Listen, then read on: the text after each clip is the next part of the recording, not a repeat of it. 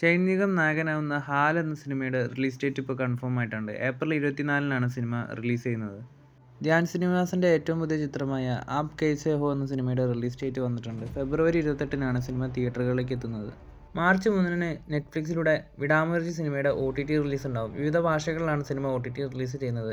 സിനിമയുടെ HD print ടെലിഗ്രാമിലടക്കം ലീക്കായിട്ടുണ്ട്. അങ്ങനെ പലരും ഇപ്പോൾ ഈ ഒരു സിനിമ കണ്ടിട്ടുണ്ടാവും. ഹിറ്റ് ഫ്രാഞ്ചൈസിയിലെ മൂന്നാമത്തെ ചിത്രമായ ഹിറ്റ് ദ തേർഡ് കേസ് എന്ന സിനിമയുടെ ഒഫീഷ്യൽ ടീസർ വന്നിട്ടുണ്ട്. നാനിയാണ് സിനിമയിൽ നായകനാവുന്നത്. ഹിറ്റ് ഫ്രാഞ്ചൈസിയിലെ മൂന്നാമത്തെ ചിത്രമായിട്ട് വരുന്ന ഹിറ്റ് ദ തേർഡ് കേസ് എന്ന സിനിമ ഈ ഒരു ഫ്രാഞ്ചൈസിയിലെ ഏറ്റവും വയലൻസ് നിറഞ്ഞ ചിത്രമാണ്.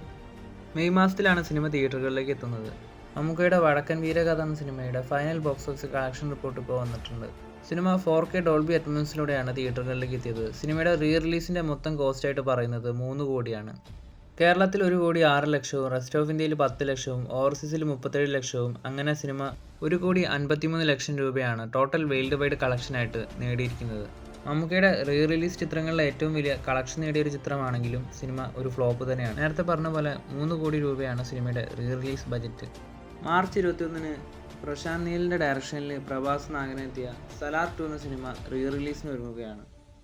കുഞ്ചാക്കോ ബോബൻ്റെ ഓഫീസർ ഓൺ ഡ്യൂട്ടി എന്ന സിനിമയുടെ 4 ദിവസത്തെ കളക്ഷൻ എത്രയാണെന്ന് നോക്കാം. കേരളത്തിൽ നിന്നും 9 കോടി 15 ലക്ഷവും, റെസ്റ്റ് ഓഫ് ഇന്ത്യയിൽ നിന്നും 1 കോടി 50 ലക്ഷവും, ഓവർസീസിൽ നിന്നും 8 കോടി 75 ലക്ഷവും, അങ്ങനെ സിനിമയുടെ ടോട്ടൽ 4 ദിവസത്തെ വേൾഡ് വൈഡ് കളക്ഷൻ എന്നത് 19 കോടി 40 ലക്ഷമാണ്.